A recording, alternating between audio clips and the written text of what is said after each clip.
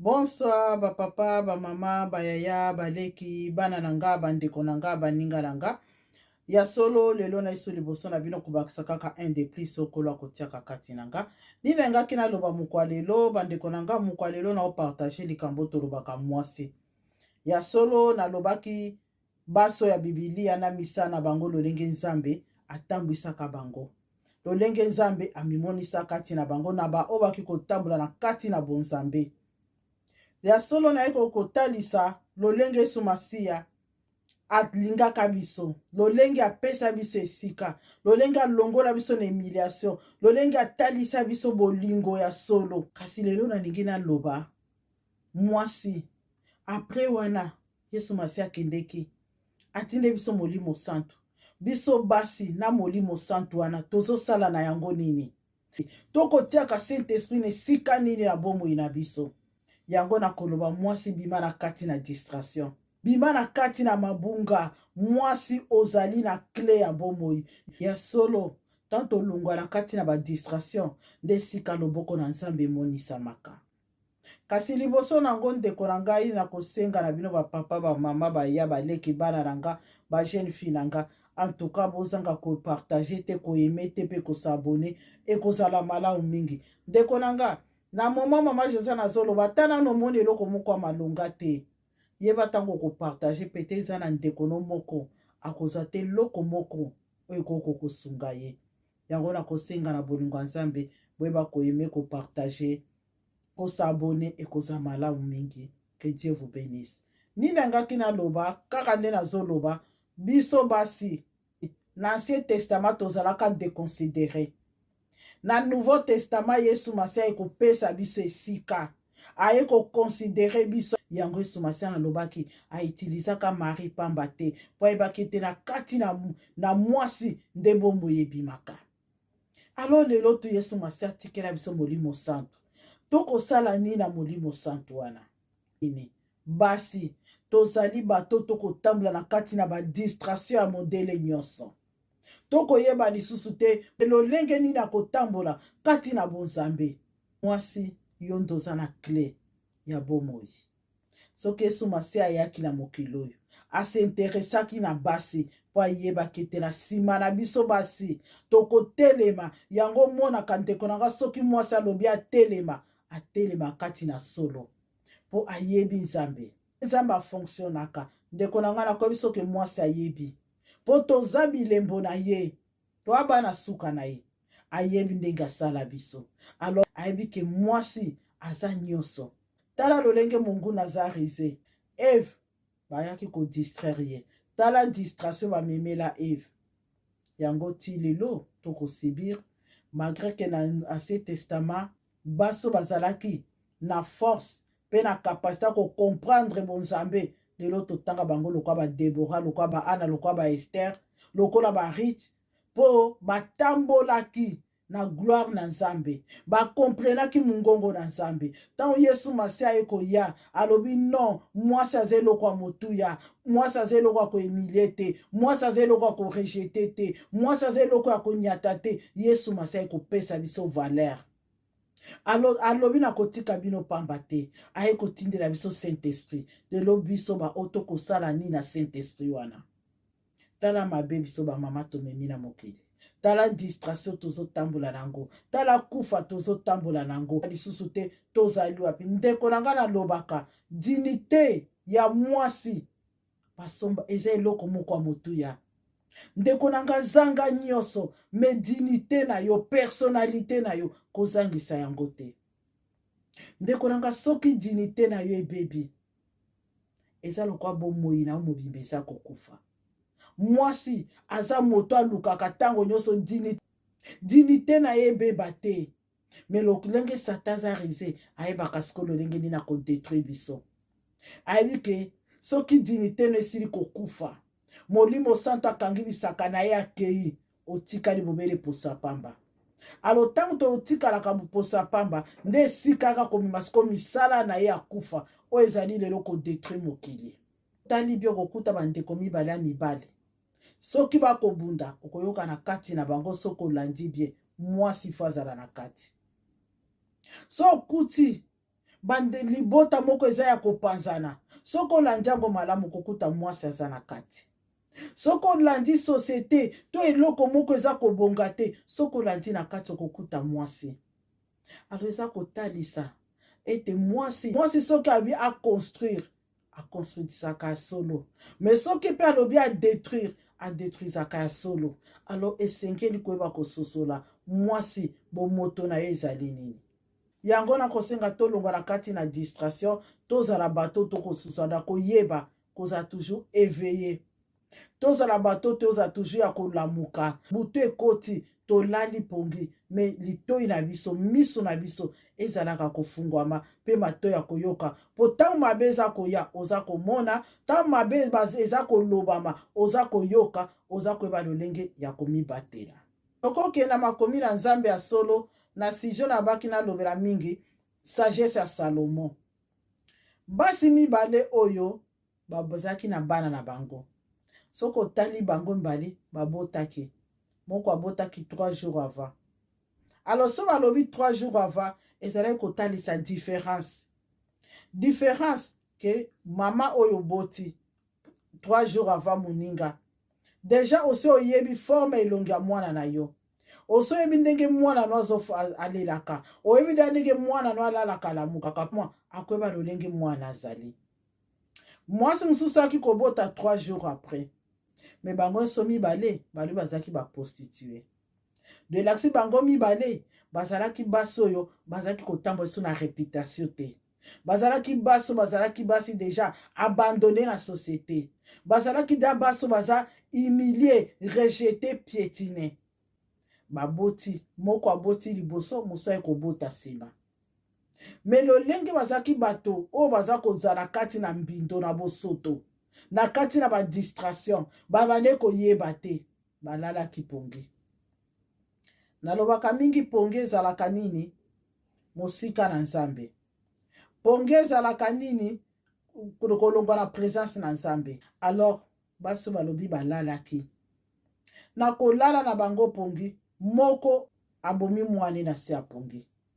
Ndeko nanga ba mama ti okoma na niveau koboma mwana na se ya pongi elakisi ke ozalaki mutu ozali ya kobunga.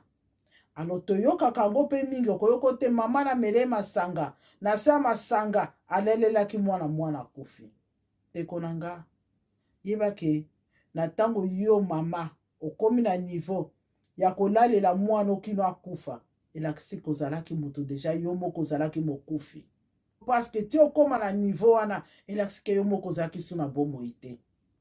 Kasi lelo soki na tala ngo na bomoi na biso eza kotalisa tango tozalaka Nzambe apesi biso makabo. Telema biso moko toza na kati na molili. Toza deja bakufi. Likabo yo botamaka nango. Likabo Nzambe apesa yo. Likabo yo ezalaka na bomoi na yo. Yo moko sila koboma yango. Oboma yango na nini ndeko na ngai? Obomango na mekamu na yo mabe. Ona lobi na personnalité na yo. Obomango pete na munoko na yo. Obomango peut-être na etamboleli na yo. Obomango peut-être na ba fréquentation na yo. Obomango peut-être na ba milieu otambola. Ozalaka na maladi moko. Oba loba ndeko na ngai luke longi ya Nzambe. Nzambe akokangolo na pasi yo. Nzambe akodélivre yo. Yo sila koboma foi na yo. Olongola kondima. Olongola yango sila kolalela yango. Yango na koyebiso ndeko na ngai mwasi. Yeba kosimba li mwana o Nzambe apesa yo. Mingi alamuki ase retrouver na mwana ya kokufa pembeni na ye. Pe tango atali mwana na ye malamu alobi oyo mwana na ngai te. Nyonso tosalaka eza na oyo ayebi biso nyonso kokomelaka biso. Ti Nzambe permette te mwasi wana avanda na mwana pendant 3 jours pa ebaki mabe moko ezoya liboso. Alors 3 jours wana ezaki po a reconnaître mwana na ye. Mabe koya ayeba ndenge ko défendre cause ya mwana na ye. Alors tango ba yi changer ye mwana oyo azali ya ye te, mwasi wana na kati na molili asosolaki te. Na kati na butu azalaki kososola te parce que pe azalaki na kati na pongi. Pongi na ye pe ememaki na kati na kobunga. Kino avanda na mwana azala kokufa tito koma na tongo ezokolakisaki ye pe azalaki na kati na distraction. tu ekoti nalobaka butu ezalaka baproblème ezalaka bapasi eyelaka biso alo tan butu eyaka bapasi ezalaka kati na biso tobosanaka bolamu nzambe asalela biso okobosana onéglige likabo eza kati na yo considere oyo ezalaki gloire nzambe kati na yo okoza na ministère wana esengeli etombwama ministère wana esengeli ezala eloko mpenza bato baprofite na yango yo néglige mpo baproblème ekangi yo miso lamuka na kati na pongi mpe kolo akongengisa bomoi na yo yango nakoyebiso ndeko na ngai mama liboso elelaki mwana eza lolenge ntango tonyataka makabo nzambe atia kati na biso ntango todekonsideraka oyo nzambe atia kati na biso okomona oza na makabo kitoko kati na yo ya kozala pete munganga monene na mokili onégligea olalela yango esengelaki ozala mokambi monene kati na lingomba olalela yango esengelaki ozala moto oza kosunga bato olalela yango mama mosusu alalelaki mwana te me o nzambe atia kati na ye mwana azali mwana bayiba ye oyo ezalaki likabo na ye mpo na nini azalaki mpe na kati na distraction ndenge nalobaki na bamai mbale moko alalelaki mwana ye mosusu bayibaki ye mwana ndeko na ngai yo moto olalela makabo na yo yeba kosenga mawa nzambe likolo na bomoi na yo osila koboma oyo nzambe apesa yo osila kobungisa nzambe apesa yo osila kodétruire oyo nzambe atia kati na yo lukolela mawa nzambe kasi mama mosusu na ye na kati na distraction apongi na kati na koza koyeba alalaki na ebemba mwana pembeni eza lokola yo ndeko na ngai okotambola na kati na badistraction okotambola na kufa na maboko na yo likabo mwana nzambe apesa yo basila koyiba yango batikela okufa nzambe apesa yo badon balongola badon na yo wana bayiba yo yango batikela yo badon moko oyo eza koproduire eloko moko te bayiba yo bozwi na yo batika yo na ebembe na maboko bayiba grâce na yo batiko na ebembe na maboko bayiba baetoile na yo batiko na ebembe na maboko bayiba sante na yo bayiba mayele na yo bayiba bomoto na yo batikela yo ebembe yo makabo ndeko na nga babomi yango te me bayiba yo yango na kosenga no ndeko na ngai balobaka ta butu eyindi ata tozalaki na mini epai butu ekotaka makasi ndeko na nga ntongo etanaka na baproblème nyonso okoza na bapasi minyoko miyebake na problème nyonso ntongo etanaka bamama mibalo ndeko na ngai mama moko oyo abomaki makabo na ye tellement aza consciente ke nga mutu nabomi mwana na nga na se apongi nayibi eloko ya bato yeba ndeko na nga bato wana tali oyo tomonaka bazalaka matata okoyebise ndeko na ngai tala makambo ozosala eza kitoko te oza mwasi atambolaka boye te mwasi azalaka boye ekozala kutu nde neti otumoli ye yo koteya nga nini okoyebisa nga nini mpo azoyeba deja asi adétruisa bomoi na ye asila kobebisa bomoi na ye aza suna espoir eloko moko te aza kosatendre nde kaka fin du monde ekoka mpo nazo espere na ngai so eloko moko te mpo yanga mwana asila kokufa oyo naza na ye nasili koyiba lolenge bandeko na biso tokutaka de bazali suna espoir ya vie te bakoma désespéré dignité basila kobwaka bazali susu na soni eloko te bakoma bajezabel bakoma badalida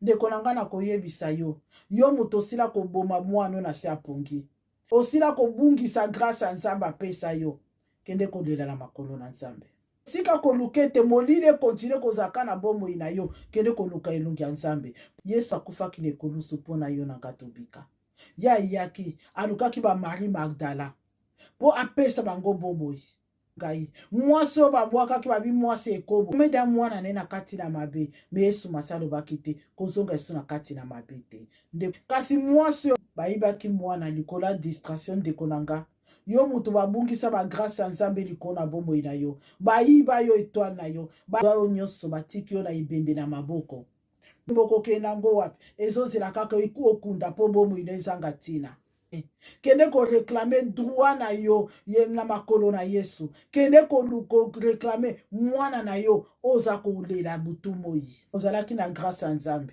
omonaki grâce ya Nzambe wana, otambolaki na grâce ya Nzambe wana, Nzambe azalaki no butu moi, ozalaki na mwana na yo pendant 3 jours.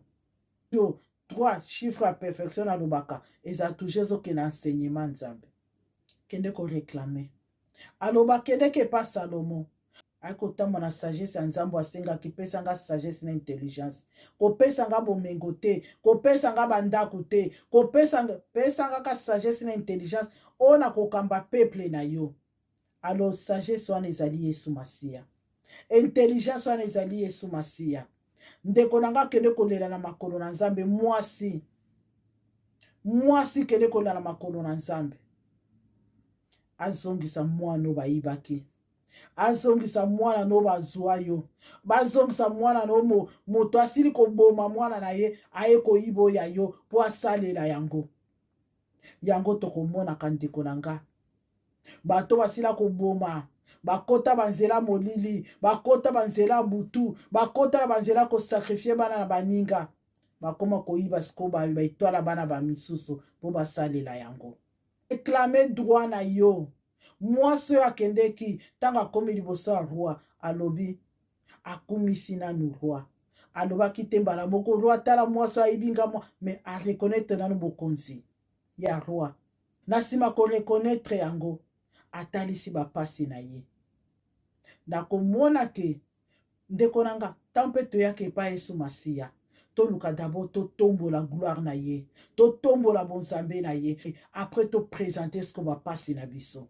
Tant ce ko toyaka ko présenter bapasi na biso esika ya kitaka koti makambo na biso. Tango akoti makambo abasi mibaloyo abaki kokata likambo na ndenge ya malamu, alandaki bango na sosolaki. Ndeko nanga Nzambe atalaka apparence te, atalaka profondeur ya pasi oza kokitisa na se ya makolo na ye. Okokende église tongo midi pokwa, okokozala mokambi, okozala nani, mais Yesu Masiya oki alobaka moi je suis lequel le reine des hommes. Akotaka na kati po amona pasi nini oza kolela epai na ye. Alo tango akoti kati na mwasi to mwasi agangi non boboma ye te, bopesa ye, abimisaki pasi na ye, atalisaki pasi na ye liboso ya mokonzi. Aprefere kutu nazanga mwana wana me namonaki ate esika mosusu de expression ya mwasi wana ezalaki lolenge wana. Mosusu wana alobi ni toboma ye po aza nene intere te. Ndeko nanga bato bayiba yo bazaka na intere na yo te, bana intere na yo te. Ata basekisaka, ata basekisaka, ata bolalaka esika mo botambolaka, metema basila koyiba yo eloko, bana intere na yo te. Malamu kutu bino bokufa na bino, po soki oye kobotola ye mwana wana, oye kobotola likaba kotikala pamba, malamu kutu bokabwana na bino. Okomona mutu mosusu akoma na guerre na yo, oyebaka guerre bobundelaka te. Otali butu morobi mwasi na sonisa ete, na yiba ete, na bima na mobali na ete, na yebi kutu yebi ete, me akomiso enemi. Ayiba yo mwana, ayiba yo mwana ndeko na ngai. Kolela makola o le roi des rois. Kolela makola o ya pesa kabomoi, a réclamer, o réclamer, otalise pasi ya motema na yo, otalise pasi ezakati na yo, azongisela mwana na yo, azongisela yo likabo na apesa yo, azongisa likabo na yo. Pe tango aza kopesa likabo no ndeko na ngai, batela yango, batela yango. Lala litoi moko libanda, musa koyoka liso akomona, ba changer lisusu mwana te, ba yiba lisusu mwana te, ba tikelo ebembe na maboko te. Yo tambola muko mona nti ozana mwana, zoka doza na ebembe. Tozala distraité, toza toujours réveillé ndeko na nga balobi ennemi aza korode, aza kolukana na kodétruire. Alors butu ndesika mungu na tambolaka, mwasi ayibaki moninga ne mwana, pete mwana epe akufaki banda moi, me bande kozela butu ekota moninga alala po aya koyiba ye. Eza ntango mungu nazalaka asili kobongisa mabe na ye, akomi kozela kaka yo kota na distraction, aya memeli yo mabe. Yango babi prier sans cesse. Wana aza Yesu Masiya. O kolele pa na ye te. O ezali ya ngai te. Vi nazo vivre eza ngai te. Bomoi naza nango eza ya ngai te. Lolenge na kolamuka eza ngai te. Nzela na kotambola eza ngai te. Libala na vandi ya ngai te. Klase na kotanga ya ngai te. Musala nazosala eza ya ngai te. Ndeko na nga basila kopesa ebembe na maboko. Po ndeko na nga mingi na mokili tozalaka so evi na ngai esili kobeba nakomi koswete mpe mutu nyonso aza tout autour na ngai aye mpe beba anga kende koreklame pa Yesu Masiya akoyebi so kitisa o wana ya kokufa aza ya yo te zwa o nga napesa yo alobaki nini bopesa ye mama na ye ye nde mama na ye me boboma mpe ye te ndeko na nga ta Yesu Masiya apesaka atindaka mpe maloba ne likolo na yango ete zwa mwana nga na benir otina bageneration emutu ta koboma yango mpo alobi roi Salomo alobi pesa ye mwana epe boboma ye te. Quelle protection divine. Kende kolele pa Yesu Masiya kopesa yo mwana na yo o bayiba yo kela ebembe na maboko yo ozotambola okanisa oza na mwana zwa nde oza na ebembe yo lali okanisi olali na mwana zwa nde olali na ebembe.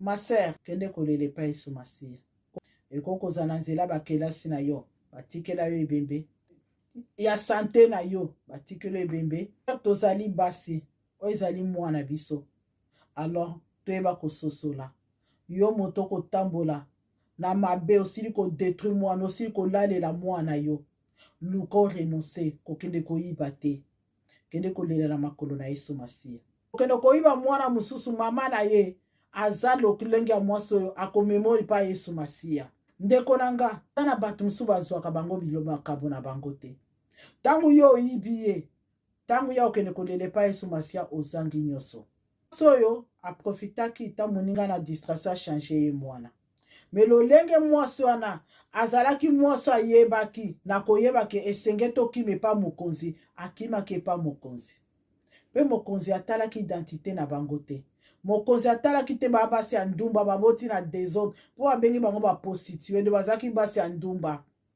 me mokonzi ayambi bango eza lolenge Yesu Masiya na mabe na biso na mbindo na biso na bosoto na biso Yesu Masiya ayambaka biso mpe alukaka yeba problème ya mama Josiane eza nini nini ezolelisa ye nini etungisa mwana nga ya suka mwana nga suka nini ezolelisa ebutu moi otala bayibaki ye mwana na ye alalelaki ye moko mwana na ye te ndeko na nga ata tokosala sambla na miso na Nzambe Yesu Masiya ayebi kati ya mitema na biso yango na kosenga na bamama tozala bamama toza eveye ntango omoni ke nabungisi likabo na nga nabungisi mwana Nzambe apesa nga mwana eza likabo na yo obungisi yango omoni ke oza nango na maboko eza oyo ezalaki ya yo te kende koreklame badroit na yo epa Yesu Masiya kende koreklame badroit no na oyo apesaka bomoi si yo moto oyibaka makabo ya baninga soki osili kodétruire ya yo osili kobungisa ya yo osili kotambola na banzela na kufa osili komema molili na bomoi na yo okomi koluka siko mpe oinise baninga no na kati na mabe wana tokomema molili tokoyiba makambo ya baninga mpo oyo ayo esili kobeba ndeko na nga yeba Yesu Masiya asalaka justice Yesu Masiya justice na ye ekendaka ye moko alobi le salaire du péché c'est la mort tokomona yango lelo tokolanda ngo na bareseau sociaux tokotala basi nde tosili valeur nde biso basi tosili dignité nde biso basi tokomi lokola biloko ndeko na nga tosili kolala bapongi tolamuka ebaki ya solo tozali basi kibo mwasi na biso esalama totika nanu baene bajalousie bacomparaison nanga banda to banda yango ememi biso bisika nini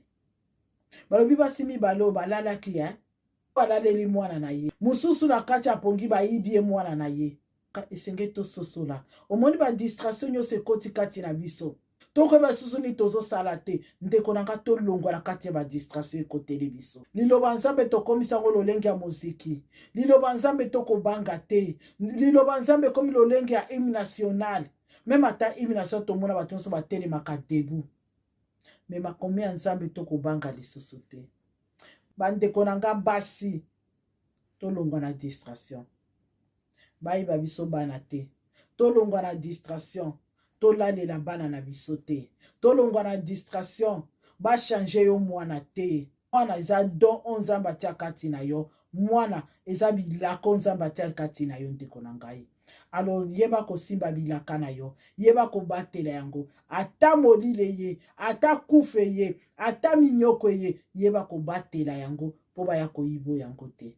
Nakoke koloba mingi, kasi Nzambe nalola moke na likolo na se, ayeba kopesa biso sagesse pe intelligence, ayeba kolamusa biso na pongi na bakufi, alongola biso na ba distraction nyonso ekolata biso, alongola biso na butu nyonso ekolaisa biso bapongi ya bakufi, oyo meme akochange mwana sanke oyeba, elongola biso na pongi na bakufi, oyo akokoma na niveau lalela mwana na yo, kino ntongo etana, olalela mwana kino ya kosituka, oyo akotala ke mwana asili kokufa, yeba kolongwa na pongi.